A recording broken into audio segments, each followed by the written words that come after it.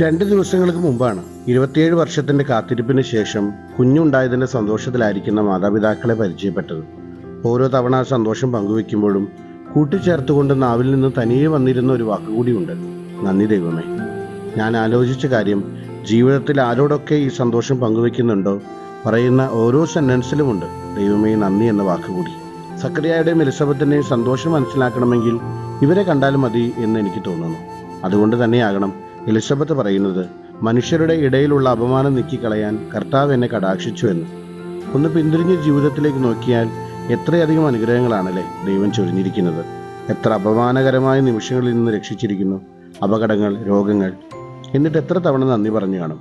Zacharia Elizabeth ദമ്പതികളെ പോലെ ഈ മാതാപിതാക്കളെയും പോലെയും നന്ദി നിറഞ്ഞ ഹൃദയത്തിന് ഉടമകളായി തീരാൻ നമുക്ക് സാധിക്കട്ടെ.